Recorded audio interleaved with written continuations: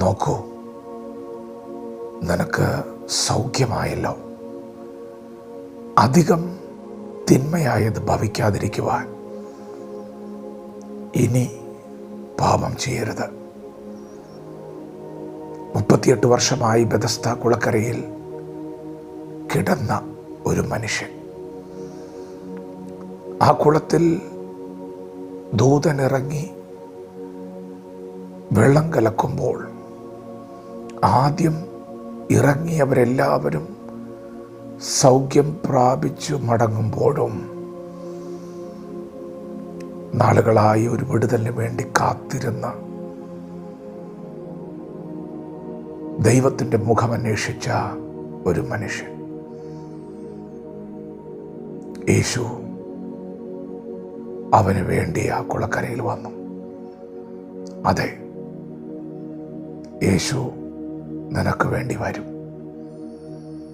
യേശു ഒരു വ്യക്തിക്ക് വേണ്ടി വരും. അങ്ങനെ വന്നിട്ടുണ്ട്. ഇവിടെ ഇതാ ഈ കുളക്കരയിൽ 38 വർഷമായി രോഗബാധിതനായ ഒരുവന് വേണ്ടി യേശു വന്നു.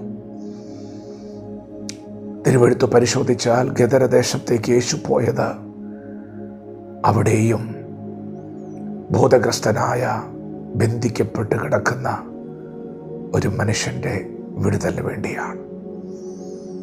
യേശു അവൻ്റെ കഷ്ടത കണ്ടു, അവൻ്റെ വേദന കണ്ടു, അവൻ്റെ ജീവിതത്തിലെ നിസ്സഹായത കണ്ടു. അവൻ ആരുമില്ലെന്ന് അറിഞ്ഞു. ദൈവം നിങ്ങളുടെ അവസ്ഥ കാണുന്നുണ്ട്. നിങ്ങളെ സഹായിപ്പാൻ ആരുമില്ലെന്ന് കാണുന്നുണ്ട്.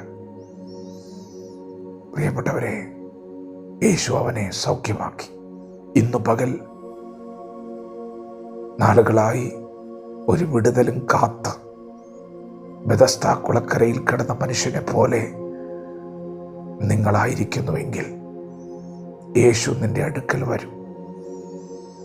ഈ ഭൂമിയിലെ മനുഷ്യർക്കാർക്കും നിന്നെ സഹായിപ്പാൻ കഴിയുകയില്ല. യേശു നിന്നെ തൊടും. യേശു നിന്നെ സൗഖ്യമാക്കും. അവൻ ഇന്നലെയും ഇന്നും എന്നേക്കും അനന്യനാണ്, മാറ്റമില്ലാത്തവനാണ്, പ്രവർത്തിക്കുന്നവനാണ്. ഇന്നലെ എങ്ങനെ പ്രവർത്തിച്ചു അതുപോലെ ഇന്ന് പകലും പ്രവർത്തിക്കും. എന്നാൽ ഇനിയുള്ള വാക്കുകൾ നിങ്ങൾ വളരെ ശ്രദ്ധിക്കുക. യേശു കർത്താവ് ആ മനുഷ്യനെ പിന്നീട് ദൈവാലയത്തിൽ വെച്ച് കണ്ടപ്പോൾ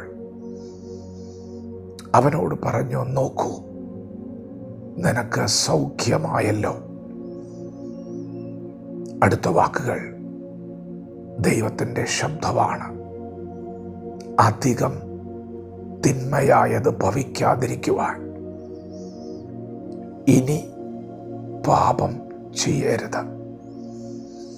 ദൈവത്തിൻ്റെ മാറ്റമില്ലാത്ത വചനം കേൾക്കുന്ന ദൈവപൈതലേ, ദൈവത്തിൽ നിന്ന് നന്മകൾ പ്രാപിച്ച ദൈവപൈതലേ, ദൈവത്തിൻ്റെ വചനത്തിൻ്റെ ശക്തിയാൽ വിടുതൽ പ്രാപിച്ച ദൈവപൈതലേ, നിന്നെ വിടുവിച്ചത് യേശുവാണ്. നിന്നെ സൗഖ്യമാക്കിയത് യേശുവാണ്. നിന്നെ ഉയർത്തിയത് യേശുവാണ്. നിനക്ക് മാന്യത നൽകിയത് യേശുവാണ്. നിന്നെ നടത്തുന്നത് യേശുവാണ്. നീ ഇനി പാപം ചെയ്യരുത്. പാപത്തോടുള്ള നിന്റെ മനോഭാവം എന്താണ്? പാപം നിന്റെ വാതിൽക്കൽ കിടക്കുകയാണ്.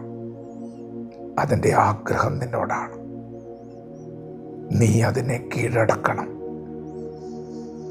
നീ അതിനെ കീഴടക്കാതെ നീ അതിനെ താലോലിച്ചാൽ അത് മാരക വിഷമുള്ള ഒരു പാമ്പാണെന്ന് ചില നിമിഷങ്ങൾ കഴിയുമ്പോൾ നീ അറിയും.